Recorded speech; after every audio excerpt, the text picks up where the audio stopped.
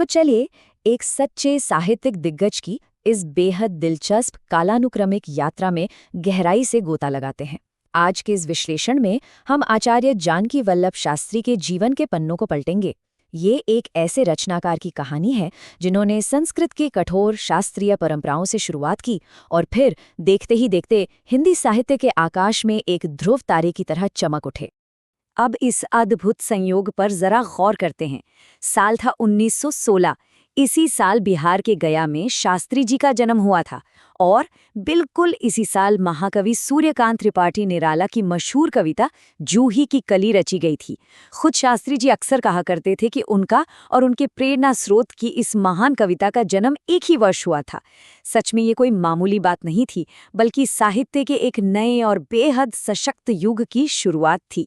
इस पूरे सफर का जो खाका है वो कुछ इस तरह से है। 1916 में जन्म, उसके बाद मात्र 19 वर्ष की आयु में, जी हाँ सिर्फ 19 साल की उम्र में 1935 में शानदार संस्कृत काव्य काकली का प्रकाशन। फिर 40 और 50 के दशक में एक ऐतिहासिक मोड़ आता है जब उनका झुकाव संस्कृत से हिंदी साहित्य की ओर होता है और अंततः 2011 में उनका निधन। ये पूरा कालचक्र हमें दिखाता है कि कैसे एक इंसान समय के साथ एक बहुआयामी साहित्यिक विभूति में बदल गया। खंड 1, युवा संस्कृत प्रतिभा। आइए उनके इस प्रारंभिक साहित्यिक सफर पर नजर डालते हैं। अपनी युवा अवस्था में ही उन्हें अभिनव जयदेव यानी आधुनिक जयदेव की उपाधि से नवाजा गया था। सोचिए, 1935 में जब वे सिर्फ 19 साल के थे, उनका संस्कृत काव्य संग्रह काकली सामने आया। इसके गीतों की भाषा, लय और इसके सुंदर बिंबों ने बड़े बड़े विद्वानों को इस कदर हैरान कर दिया कि लोग पूछने लगे, क्या कालिदास की कुछ रचनाएं अब तक कहीं छिपी हुई थी? बिल्कुल, इसी बेजोड़ काव्य कौशल के लिए उन्हें यह प्रतिष्ठित उपाधि दी गई थी। लेकिन वे सिर्फ श्रृंगार या प्रकृति के कवि नहीं थे। 1936 का एक वाकया बहुत ही दिलचस्प है। वे लाहौर में रावी नदी के किनारे बैठे थे। मन में कालिदास का मेघदूत गूंज रहा था, पर साथ ही भीतर भगत सिंह की शहादत और क्रांति की एक आग भी सुलग रही थी।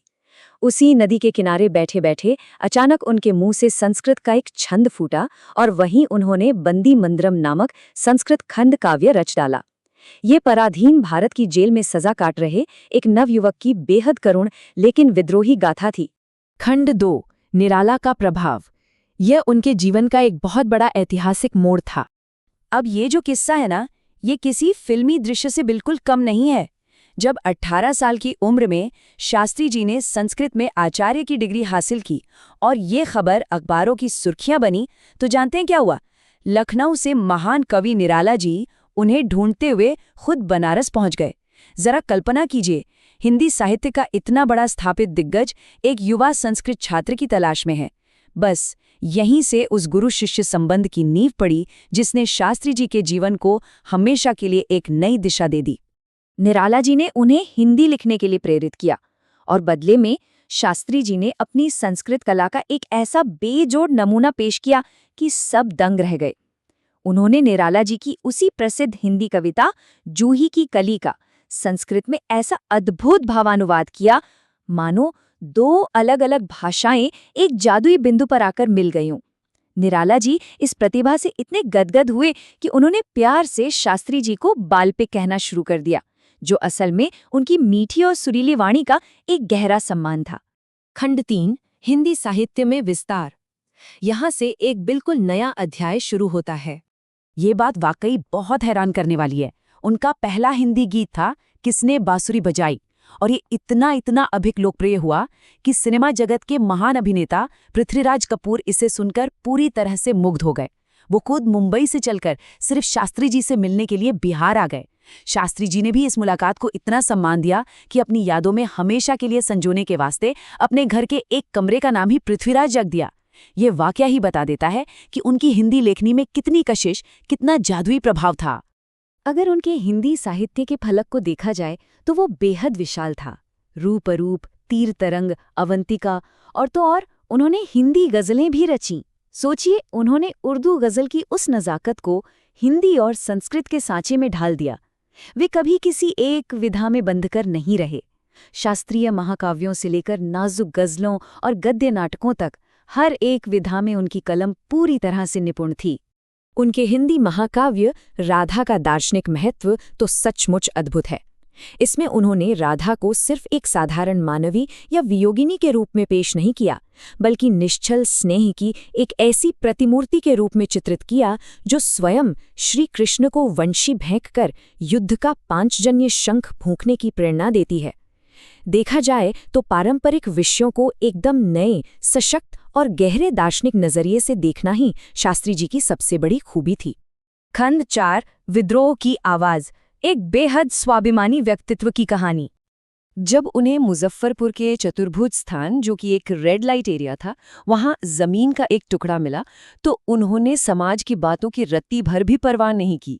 लोग क्या कहेंगे, इस छीटाकशी का उन्हें कोई डर नहीं था और उन्होंने बेझिझक वहीं अपना मकान बनवाया। ये उनके निडर स्वभाव और खोखले सामाजिक दिखावों के प्रति उनके गहरे तिरस्कार का शायद सबसे बड़ा प्रमाण है। उनके विद्रोही स्वभाव को समझने के लिए उनका एक कथन सुनना बहुत जरूरी है। उन्होंने कहा था, इस उम्र में यह सरकारी झुंझुना लेके क्या करूंगा। जी हाँ, ये बात उन्होंने अपने जीवन के 10वें दशक में, यानी 90 साल की उम्र के पार होने पर कही थी, जब भारत सरकार ने उन्हें पद्मश्री सम्मान देने की घोषणा की थी। उन्होंने इसे बिल्कुल सिरे से ठुकरा दिया। इससे पहले भी वे पटना में गांधी सेतु के उद्घाटन पर राजभाषा पुरस्कार लेने से इनकार कर चुके थे। राजनीतिक चापलूसी और सरकारी पुरस्कारों से ये जो बेरुखी थी ना, यही उन्हें सही मायनों में एक स्वतंत्र और स्वाभिमानी कलाकार बनाती है। खंड 5 निराला निकेतन की विरासत, साहित्य का एक सच्चा तीर्थ। उनकी छोड़ी हुई सांस्कृतिक धरोहर सच में अनूठी है। अपने गुरु के प्रति उनकी अपार श्रद्धा थी, इसीलिए उन्होंने अपने घर का नाम ही निराला निकेतन रख दिया था, जो धीरे धीरे पूरे देश के साहित्यकारों के लिए एक तीर्थ जैसा बन गया। वहां उनके साथ गाय, कुत्ते, बिल्ली जैसे मूक प्राणी भी रहते थे और उनसे उन्हें इतना गहरा लगाव था कि वे अक्सर कहते थे, इन्हें छोड़कर तो मैं सदैह स्वर्ग भी नहीं जाना चाहता। और अपनी उसी अद्भुत ऊर्जा के साथ वे अपने जीवन के बिल्कुल अंतिम क्षणों तक अपनी पत्रिका बेला का संपादन करते रहे। तो अंत में एक बहुत ही गहरा सवाल जहन में आता है, आखिर कैसे एक पारंपरिक शास्त्रीय संस्कृत विद्वान आधुनिक साहित्य की सबसे स्वतंत्र और विद्रोही आवाज में बदल जाता है। उनकी यह पूरी यात्रा हमें दिखाती है कि सच्ची कला कभी किसी सीमा में नहीं बंधती।